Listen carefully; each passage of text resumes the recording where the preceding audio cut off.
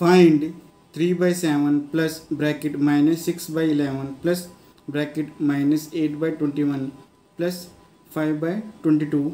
आपने इस क्वेश्चन को सोल्व करना है बाय कम्यूटेटिव एसोसिएटिव प्रॉपर्टी के साथ। सबसे पहले बात कर लेते हैं आपके पास कम्यूटेटिव प्रॉपर्टी कौन कौन सी होती हैं। कम्यूटेटिव प्रॉपर्टी आपके पास होती हैं A + B = B + A।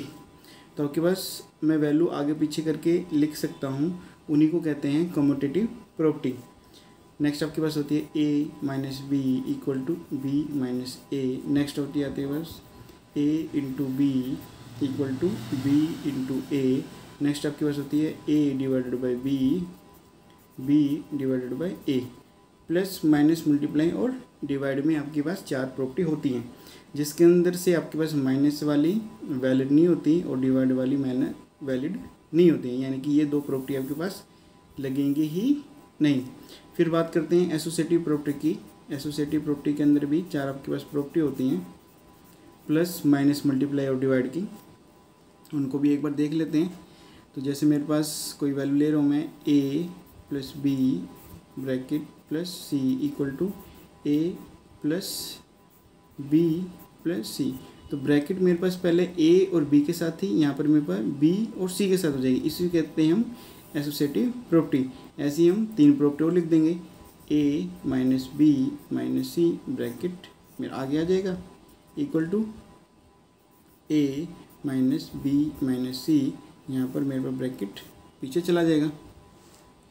Next लिख लेते हैं A × B bracket × C A × B × C bracket मेरे पास यहाँ पर आ जाएगा। फिर ले लेते हैं डिवाइड के लिए A/B bracket / C A/ bracket B/C। तो हमने साफ साफ देखा कि आपके पास 4 प्रॉपर्टी आई हैं। इसी के अंदर भी आपके पास माइनस वाली और डिवाइड वाली वैलिड नहीं रहती हैं, सिर्फ आपके पास प्लस वाली और मल्टीप्लाई वाली प्रॉपर्टी वैलिड रहती हैं। तो क्वेश्चन को कर लेते हैं एक बार। अगर आपको डिटेल में जाना है कम्यूटेटिव और एसोसिएटिव प्रॉपर्टी के लिए, डिस्क्रिप्शन के अंदर आपके पास प्लेलिस्ट मिलेगी, उसके अंदर आप कम्यूटेटिव और एसोसिएटिव की प्रॉपर्टी दोनों को अलग अलग कर सकते हैं। अब चलते क्वेश्चन के पास। क्वेश्चन हमारे पास है 3/7 प्लस ब्रैकेट है -6/11 प्लस ब्रैकेट -8/21 प्लस 5/22। तो आपको साफ साफ दिख रहा है कि मेरे पास यहाँ पर 3/7 है, यहाँ पर मेरे पास -8/21 है। तो मैं इन दोनों वैल्यू को एक साथ भी लिख सकता हूँ, यानी मैंने वैल्यू को आगे पीछे करके लिखा है, तो मेरे पास लग रही है यहाँ पर कम्यूटेटिव प्रॉपर्टी। और आपको साफ साफ दिख रहा है कि ये 7 है, ये 21 है। दोनों का जो मैं एलसीएम लूँगा इसमें कॉमन वैल्यू आ जाएगी, तो क्वेश्चन आपके पास बड़ा ही आसान हो जाएगा। फिर मेरे पास यहाँ पर 11 है, 22 है, दोनों एक ही टेबल में आते हैं। तो इन दोनों वैल्यू को भी मैं एक साथ लिख लेता हूँ, जिसमें आपको कैलकुलेशन बहुत ही आसान हो जाएगी। यानी कि मैंने वैल्यू को आगे पीछे करके लिखा है, तो आपके पास हो जाएगी कम्यूटेटिव प्रॉपर्टी। तो यहाँ पर मैं लिख दूंगा कम्यूटेटिव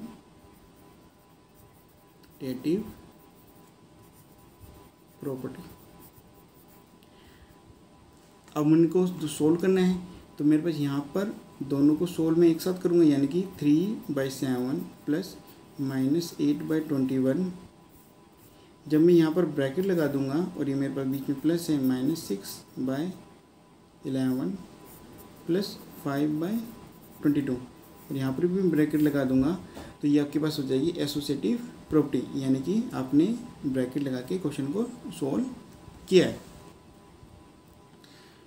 तो अब इन दोनों वैल्यू को सोल्व करना है और इन दोनों वैल्यू को सोल्व करना है, तो यहाँ पर मैं लिख सकता हूँ एसोसिएटिव प्रॉपर्टी से मैंने इन दोनों वैल्यू को एक साथ करके लिखा है।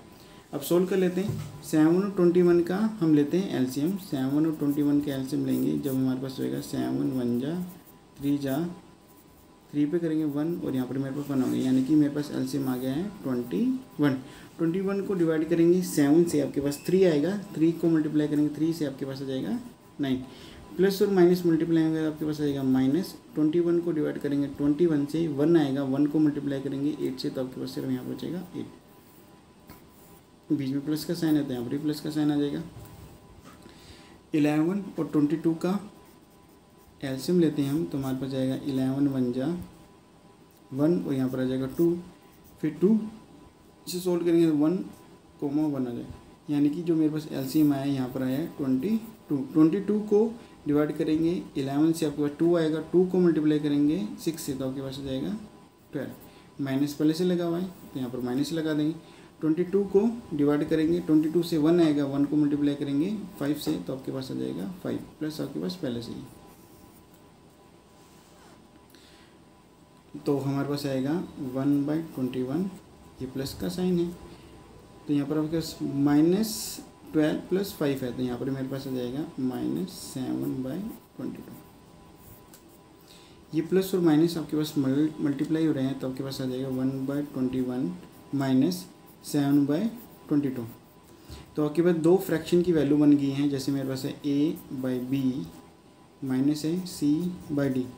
इसको सोल्व करने का सबसे आसान तरीका है, जब आपके पास कॉमन वैल्यू नहीं आ रही है दोनों में, इन दोनों को मल्टीप्लाई कर देंगे, इन दोनों वैल्यू को मल्टीप्लाई कर देंगे, जो बीच में साइन है उसको लिख देंगे और इन दोनों वैल्यू को भी मल्टीप्लाई कर देंगे, तो ये आपके पास बन जाएगा एक तरह से फॉर्मूला।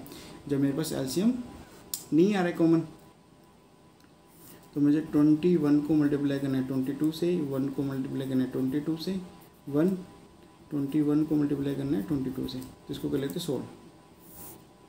21 को 22 से मल्टीप्लाई करेंगे आपके पास आएगा 462, ये 22 हो जाएगा माइनस आपके पास आएगा 147, माइनस कर देंगे तो यहाँ पर आपके पास आ जाएगा 462, यहाँ आ जाएगा मेरे पास 5 2 और 1 और साथ में आ जाएगा माइनस का साइन। यही है आपका आंसर।